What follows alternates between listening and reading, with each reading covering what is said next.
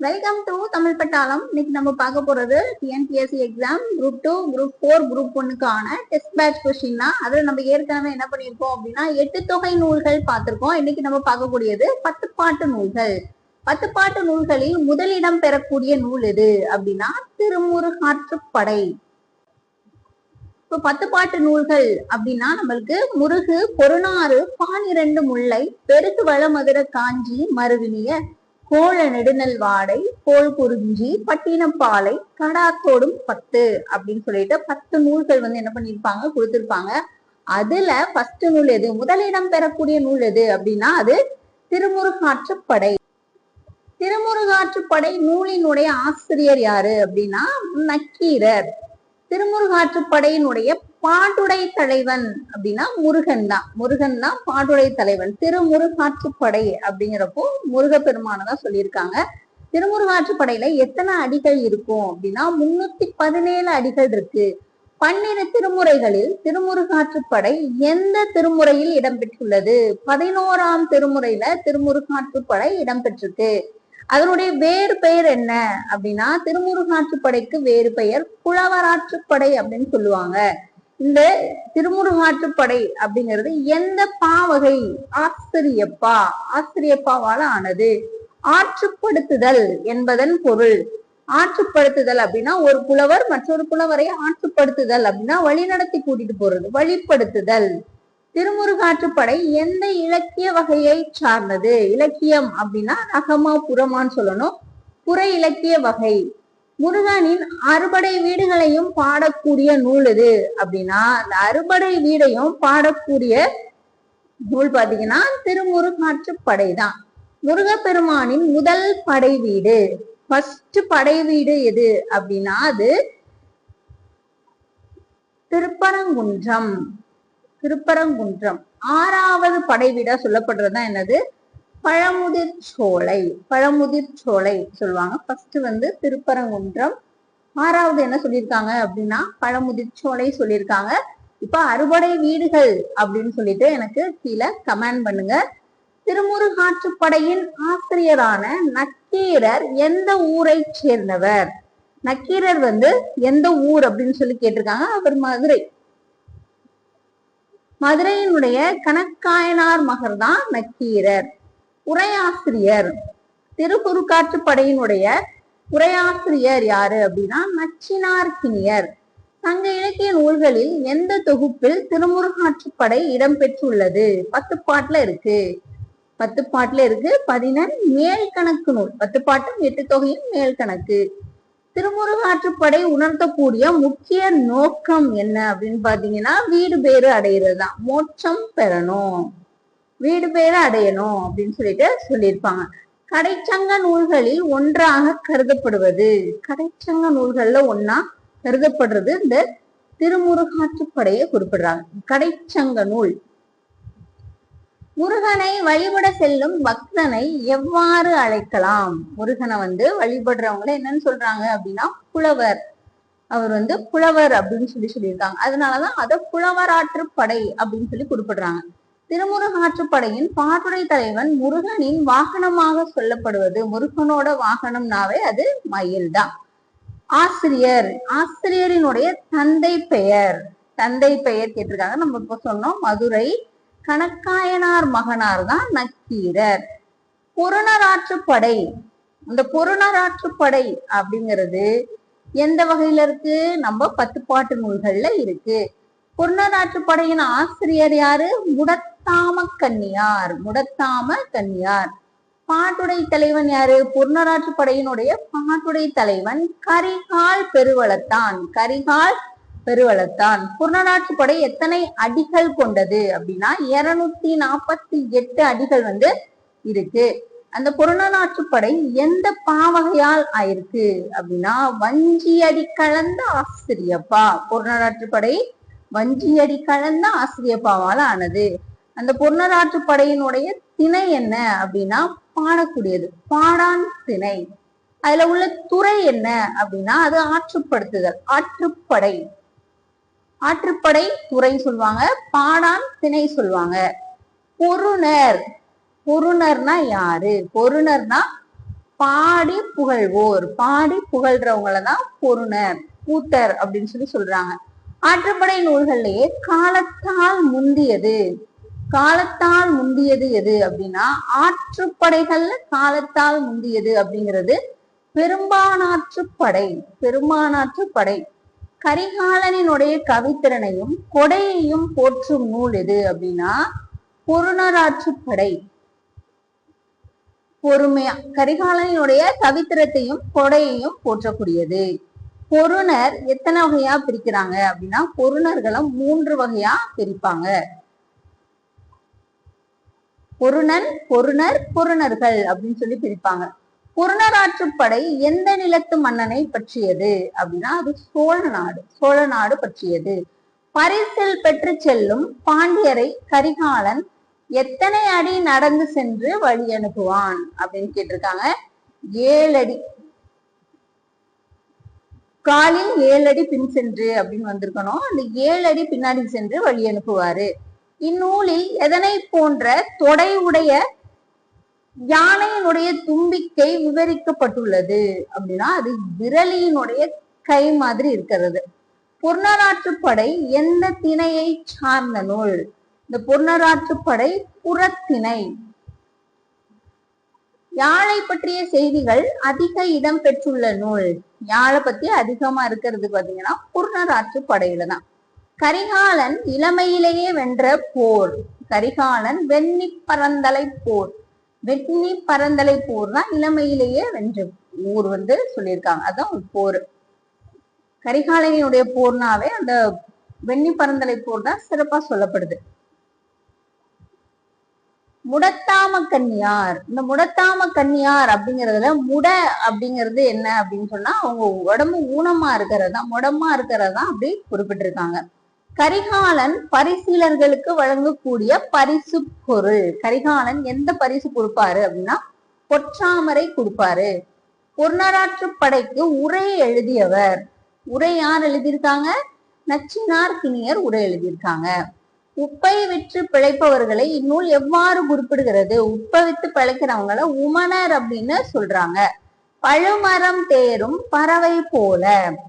பழுமரம் தேரும் பறவை போல அப்படின்னா அது பெரும்பானாற்றுப்படை. பெரும்பானாற்றுப்படை.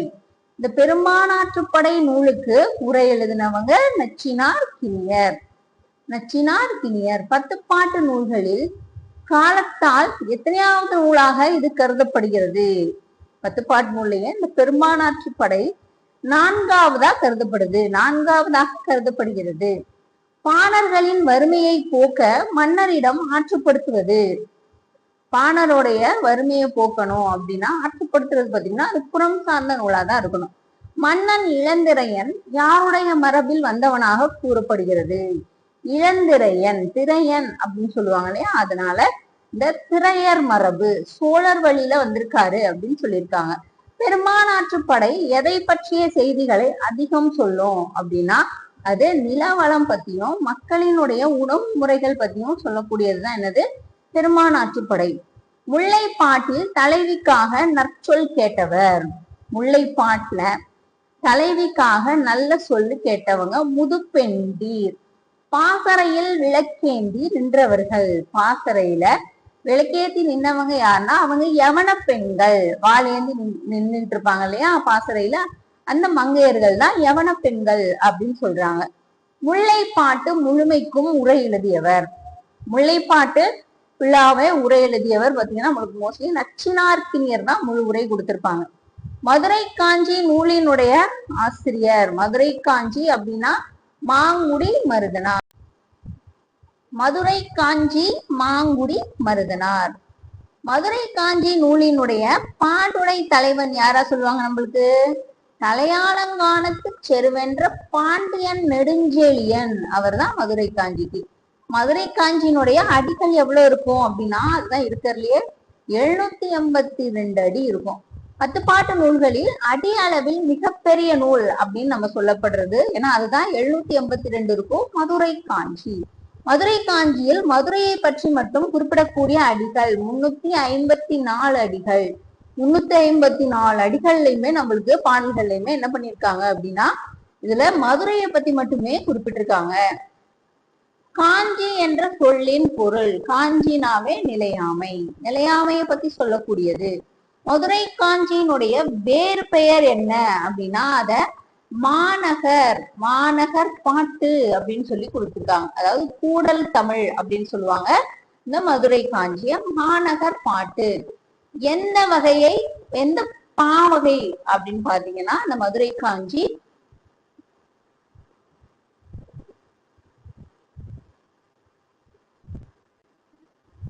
மதுரை காஞ்சி ஆசிரியப்பா, வஞ்சியடி கலந்த ஆசிரியப்பா. பெருகு வளமதுர காஞ்சி அப்படின்னு சிறப்பித்து சொல்றவர் யாரு அப்படின்னா பெருகு வளமதுர காஞ்சி ஊவேசா. மதுரை காஞ்சியில் குறிப்பிடக்கூடிய நாலங்காடி அப்படிங்கிறது என்ன? இப்ப நாலங்காடி அல்லங்காடி, நாள்னா பகல், அல்லுனா இரவு. இப்ப நாலங்காடினா பகல் நேர கடை. மதுரை காஞ்சியில் குறிப்பிடக்கூடிய அல்லங்காடி அப்படிங்கிறது இரவு நேர கடை. மதுரை காஞ்சியில் மதுரை எந்த திருவிழா சிறப்பா சொல்லப்படுது? மதுரைனாவே நம்மளுக்கு சித்திரை திருவிழா தான் சிறப்பா சொல்லப்படுது. பாண்டியன் நெடுஞ்செழியனுக்கு எதனை உணர்த்த இப்பாடல் பாடப்பட்டது? உலகில இருக்கக்கூடிய நிலையாமையை பத்தி சொல்லணும் அப்படிங்கிறதுக்காக பாடப்பட்டது. கூடத்தமிழ், கூடத்தமிழ் அப்படின்னு சொல்லக்கூடியது எது அப்படின்னா மதுரை காஞ்சி. காஞ்சி எத்தனை வகை நிலங்களை பற்றி குறிப்புகள் சொல்லுது? காஞ்சியில நிலங்கள் பாத்தீங்கன்னா 5 நிலங்கள் என்ன பண்ணிருக்காங்க, குறிப்பிட்டிருக்காங்க. மாங்குடி மருதனார் எந்த ஊரை சேர்ந்தவர்? மாங்குடி. மாங்குடி மருதனார் மாங்குடி, அந்த மாங்குடி எங்க இருக்கு பாத்தீங்கன்னா திருநெல்வேலி. அப்போ மதுரை காஞ்சி எந்த திணையை சார்ந்தது? மதுரை பாடான் திணை.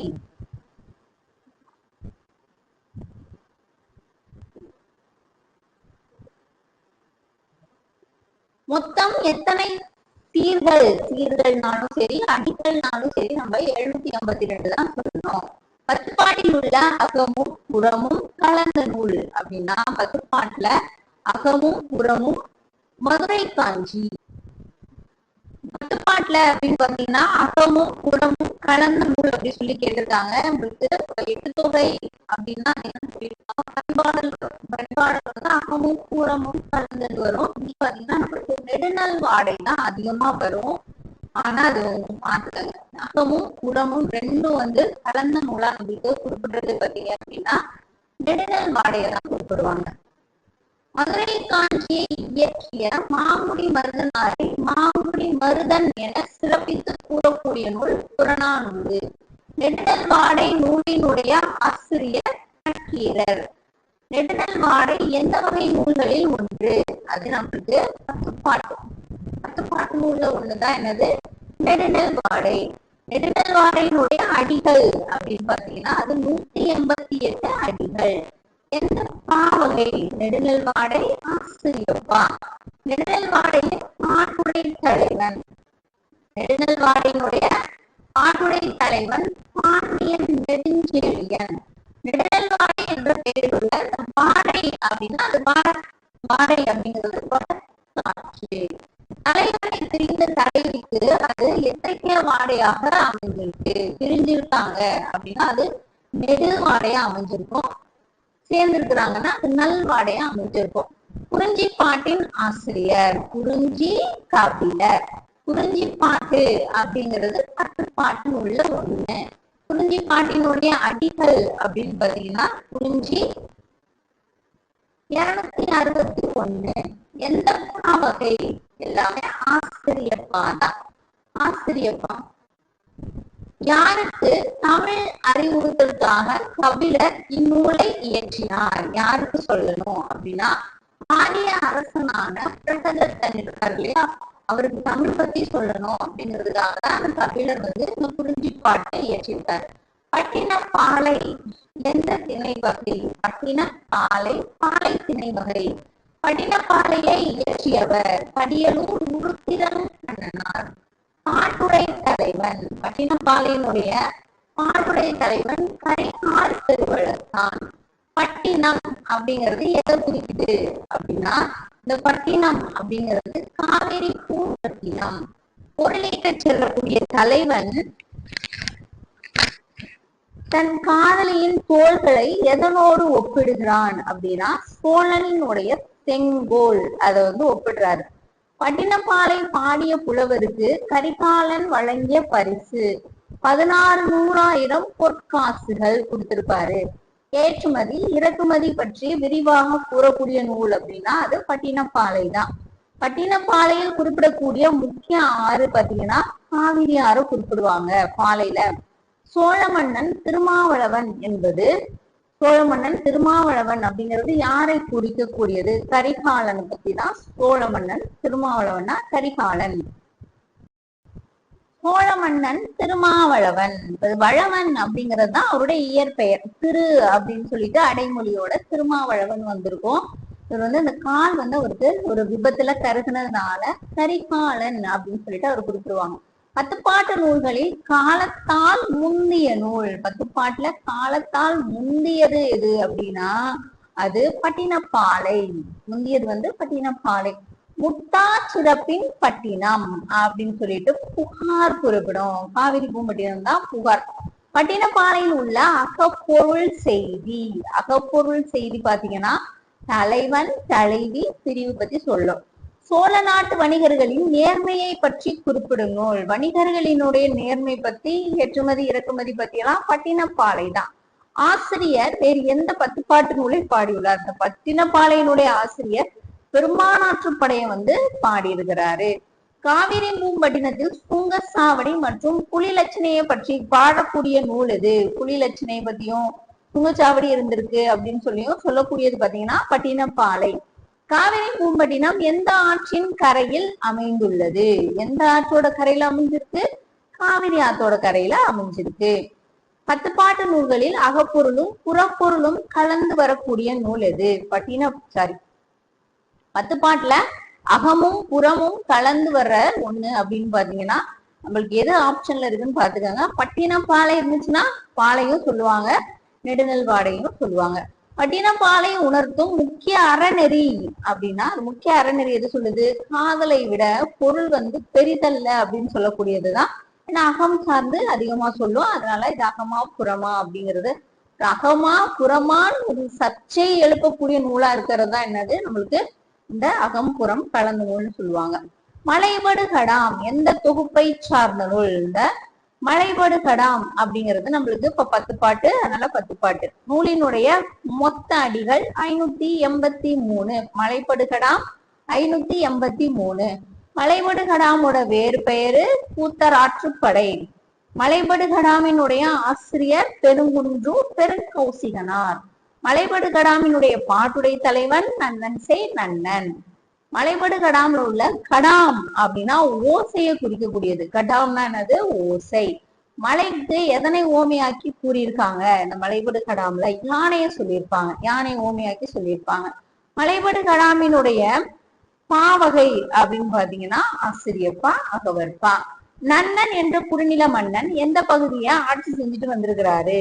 நன்னன் பல்குன்ற கோட்டம் அதை ஆட்சி பண்ணிட்டு வந்திருப்பாரு.